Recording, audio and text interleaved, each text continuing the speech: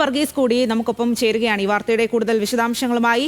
ലിജോ, ഇപ്പോൾ ശരത് ലാൽ പറഞ്ഞതനുസരിച്ച് black box കണ്ടെത്തിയിട്ടില്ല, എന്നാൽ മാത്രമേ എന്താണ് ശരിക്കും സംഭവിച്ചത് എന്നതടക്കമുള്ള കാര്യങ്ങളിൽ വ്യക്തത വരികയുള്ളൂ.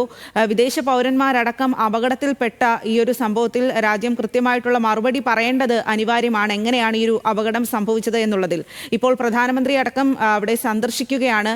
അദ്ദേഹത്തിന്റെ സന്ദർശനം ഏത് രീതിയിലാണ് പുരോഗമിക്കുന്നത്? ഇന്നിപ്പോൾ നൽകാൻ കഴിയുന്ന ഏറ്റവും പ്രധാനപ്പെട്ട വിവരങ്ങൾ എന്തെല്ലാമാണ്?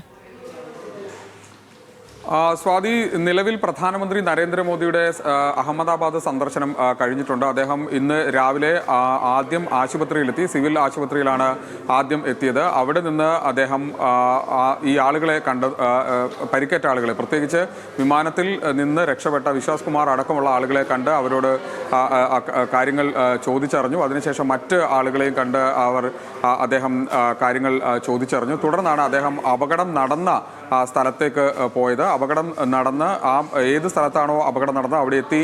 അവിടെ വ്യോമയാന വകുപ്പ് മന്ത്രി അടക്കമുള്ള ആളുകളുണ്ടായിരുന്നു. അവരുമായി കാര്യങ്ങൾ അന്വേഷിച്ചു. അതോടൊപ്പം തന്നെ ആശുപത്രിയിലെ അധികൃതരുമായും ഡോക്ടർമാരുമായി കാര്യം വിശദീകരിച്ചു, ചോദിച്ചറിഞ്ഞു. എന്താണ് യഥാർത്ഥത്തിൽ സംഭവിച്ചതെന്ന് ഉൾപ്പെടെയുള്ള കാര്യങ്ങൾ ചോദിച്ചറിഞ്ഞ ശേഷമാണ് അദ്ദേഹം ഉന്നതതല യോഗം ചേർന്നത്. ഈ യോഗത്തിൽ തുടർ നടപടികൾ, പ്രത്യേകിച്ച് മൃതദേഹം മാച്ച് ചെയ്യുന്നതിനുള്ള DNA പരിശോധനയുമായി ബന്ധപ്പെട്ട വിഷയം, അതോടൊപ്പം തന്നെ ഈ അപകടത്തിന്റെ കാരണമെന്ത് സംബന്ധിച്ചുള്ള അന്വേഷണം തുടങ്ങിയ കാര്യങ്ങളെക്കുറിച്ചുള്ള ചർച്ചകൾ നടന്നു എന്നുള്ളതാണ് നമുക്ക് മനസ്സിലാക്കാൻ കഴിയുന്ന മറ്റൊരു പ്രധാനപ്പെട്ട കാര്യം.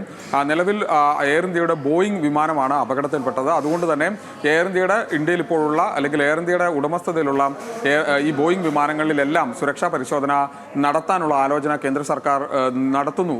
അത്തരമൊരു നീക്കം ഉണ്ടാകുന്നു എന്നുള്ളതാണ് ഏറ്റവും ഒടുവിലായി പുറത്തു വരുന്ന വാർത്ത. അതായത് ഒരു സുരക്ഷാ ഭീഷണി നിൽക്കുന്ന സാഹചര്യത്തിൽ ഇപ്പോൾ പ്രധാനമായും വിദേശത്തേക്ക് അടക്കം പോകുന്ന ദീർഘദൂര വിമാന സർവീസുകൾ നടത്തുന്ന എയർ ഇന്ത്യയുടെ ബോയിങ് വിമാനങ്ങൾ പൂർണ്ണമായും എല്ലാ വിമാനങ്ങളും പരിശോധിക്കാനുള്ള അതിൻ്റെ ഒരു ടെക്നിക്കൽ ചെക്ക് എന്ന നിലയിൽ അത്തരത്തിലുള്ള ഒരു പരിശോധനയിലേക്ക് കാര്യങ്ങൾ പോകാൻ സാധ്യതയുണ്ട് എന്നുള്ളതാണ് ഇപ്പോൾ മനസ്സിലാക്കാൻ കഴിയുന്ന കാര്യം. ഏതായാലും പ്രധാനമന്ത്രി നരേന്ദ്രമോദിയുടെ സന്ദർശനം അവസാനിച്ചിട്ടുണ്ട്. ഇനിയിപ്പോൾ നിലവിലെ സാഹചര്യത്തിൽ ഗുജറാത്ത് ഹോം മിനിസ്റ്റർ, ആഭ്യന്തരമന്ത്രി, അതോടൊപ്പം തന്നെ ആരോഗ്യമന്ത്രി ഉൾപ്പെടെയുള്ളവർ ഇപ്പോൾ ആശുപത്രിയിലെത്തി ഈ നിലവിലെ സാഹചര്യം, അതായത് പ്രത്യേകിച്ച് വിവിധ സംസ്ഥാനങ്ങളിൽ നിന്നും അതോടൊപ്പം തന്നെ വിദേശത്ത് നിന്നും ഇവിടെ DNA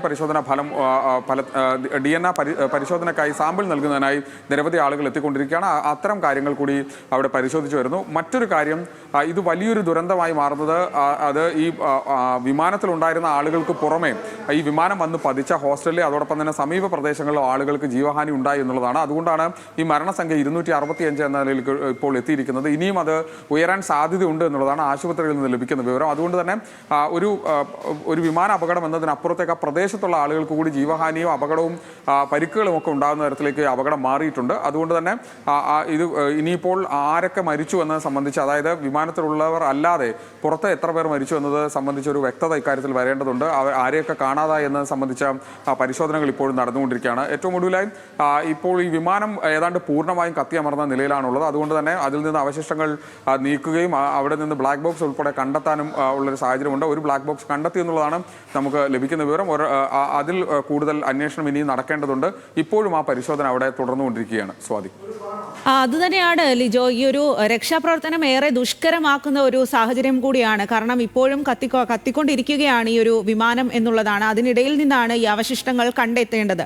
നേരത്തെ ലിജോ സൂചിപ്പിച്ചതുപോലെ ഈ ദുരന്തത്തിന്റെ വ്യാപ്തി എത്രമാത്രം വലുതാണ് എന്നറിയണമെങ്കിൽ കൃത്യമായി എത്ര ആളുകളുടെ ജീവനാണ് നഷ്ടമായത് എന്നതിന്റെ കണക്ക് ലഭിക്കേണ്ടതുണ്ട്. പ്രദേശവാസികൾ പലരും ഈ ഒരു അപകടത്തിൽ പെട്ടു എന്നുള്ള വിവരം കൂടിയാണ്. അപ്പോൾ ഈ രക്ഷാപ്രവർത്തനം ഇപ്പോൾ ഏത് രീതിയിലാണ് പുരോഗമിക്കുന്നത്? അത് എത്രമാത്രം ദുഷ്കരമാണ്?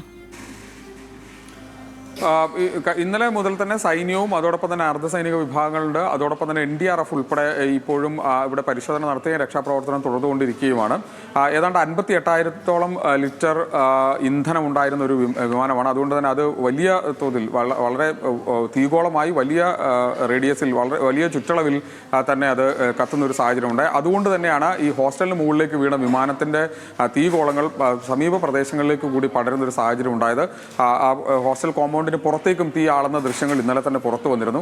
ഇപ്പോൾ ഏറ്റവും ഒടുവിലായി ശരത്ലാൽ അവിടെ നിന്ന് റിപ്പോർട്ട് ചെയ്യുന്നത് അവിടെ ഈ ഹോസ്റ്റലിന് അടുത്ത് കട നടത്തിക്കൊണ്ടിരുന്ന ആളുകളുടെ ഒരു സ്ത്രീയുടെ കൊച്ചുമകനും കാണാനില്ല, അയാൾക്ക് പൊള്ളലേറ്റു എന്നുള്ള വാർത്തകൾ കൂടി പുറത്തു വരുന്നുണ്ട്. അതുകൊണ്ട് തന്നെ പരിസരത്തുണ്ടായിരുന്ന ആളുകൾക്ക് അല്ലെങ്കിൽ ആ സമയത്ത് ഈ സംഭവം നടക്കുന്ന സമയത്ത് ആ മേഖലയിൽ ഉണ്ടായിരുന്ന ആളുകൾക്ക് എന്ത് സംഭവിച്ചു എന്നുള്ളൊരു പ്രധാനപ്പെട്ട കാര്യമാണ്. എത്ര പേരെ കാണാതായി എന്നതിൻ്റെ കണക്കെടുത്തെങ്കിൽ മാത്രമാണ് ഈ ആളുകളുടെ ജീവഹാനി ഉണ്ടായോ തുടങ്ങിയ കാര്യങ്ങളെക്കുറിച്ചൊരു വ്യക്തത ഉണ്ടാവുകയുള്ളൂ.